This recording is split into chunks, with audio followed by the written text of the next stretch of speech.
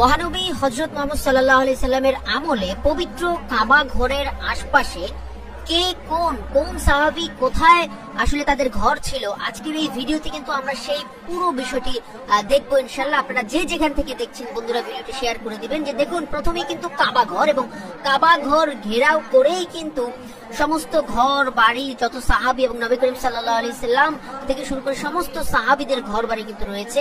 কাবা ঘরের পাশেই যে দুটি স্থাপনা, একটি হচ্ছে মাকামে ইব্রাহিম এবং সর্বশেষ যে লাইটটি জ্বলছে দেখুন জলজল করছে, এটি হচ্ছে জমজম কূপ।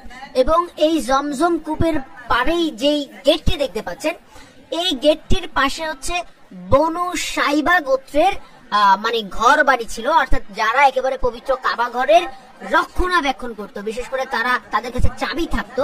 সেই বনু সাইবা গোত্রে কিন্তু এই যেই দেখতে পাচ্ছেন যে যেই দরজাটি অর্থাৎ প্রবেশ গেটটি, এই প্রবেশ গেটটির পাশেই কিন্তু বনু সাইবার বসবাস ছিল।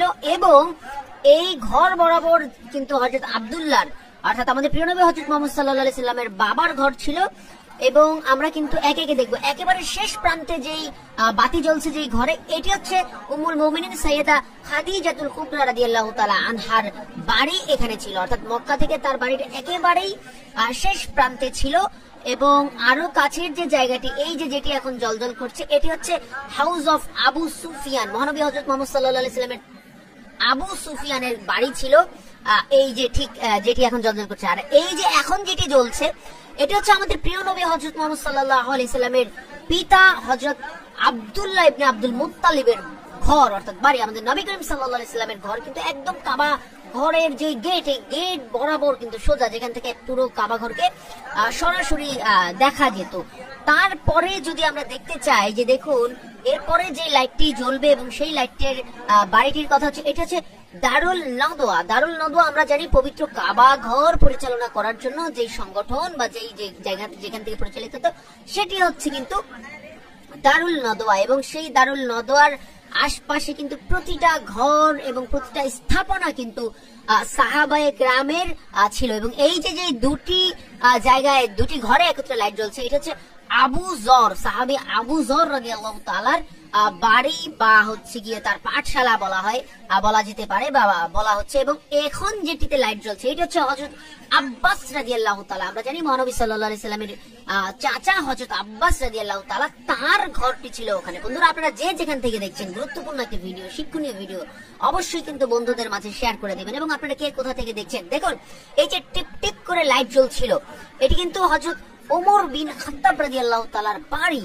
এবং সবশেষ এই এখন যেই জায়গাটাতে লাইট জ্বলছে এবং একত্রিত ভাবে যে দেখবেন এখানে জ্বলে উঠবে, এটি হচ্ছে সাফা পর্বত, অর্থাৎ জাবালে সাফা। যেই সাফা এবং মারোয়া পর্বতের মধ্যবর্তী স্থানে আমাদের হযরত ইসমাইল আলাইহিস সালামের আম্মাজান হযরত হাজেরা রাদিয়াল্লাহু তাআলা আনহা যেখানে ছিলেন, এবং এখান দিয়ে যে তিনি পানির জন্য দৌড়াদৌড়ি করেছিলেন, এই সেই সাফা পর্বত। তিনি কিন্তু একবার সাফা পর্বতে গিয়েছেন, আরেকবার মারোয়া পর্বতে গিয়েছিলেন। তো বন্ধুরা দেখুন, পবিত্র কাবা ঘরের আশপাশে সে যুগে, কোন যুগে, যে যুগে মহানবী সাল্লাল্লাহু আলাইহি সাল্লাম ছিলেন পৃথিবীতে, সে যুগে কার বাড়ি কোন অবস্থানে ছিল এবং কে কোন সাহাবী কোথায় থাকতেন, পুরো বিষয়টা কিন্তু একটা ম্যাপের মাধ্যমে, মানচিত্রের মাধ্যমে একেবারে সুন্দর ভাবে কিন্তু তুলে ধরা হয়েছে। এবং এটি কায়রোর একটি ইসলামিক যে ফেয়ার হয়েছিল, মেলা হয়েছিল, সেই মেলাতে কিন্তু দর্শকদের জন্য অত্যন্ত সুন্দর ভাবে কিন্তু এই দৃশ্যটি তুলে ধরা হয়েছিল। একেবারে ইসলামকে সচিত্র ভাবে কিন্তু তুলে ধরার একটি প্রয়াস দেখানো হয়েছিল। বন্ধুরা আপনারা যে যেখান থেকে দেখছেন এই ভিডিওটি অবশ্যই কমেন্ট করে জানাবেন, এবং আপনাদের কেমন লাগছে অবশ্যই কিন্তু কমেন্ট করে জানাবেন, এবং বন্ধুদের মাঝে ভিডিওটি শেয়ার করে দিবেন। এই প্রত্যাশা আজকের মতো এখানেই বিদায় নিচ্ছি। আল্লাহ হাফেজ। আসসালামু আলাইকুম ওয়া রাহমাতুল্লাহি ওয়া বারাকাতুহু।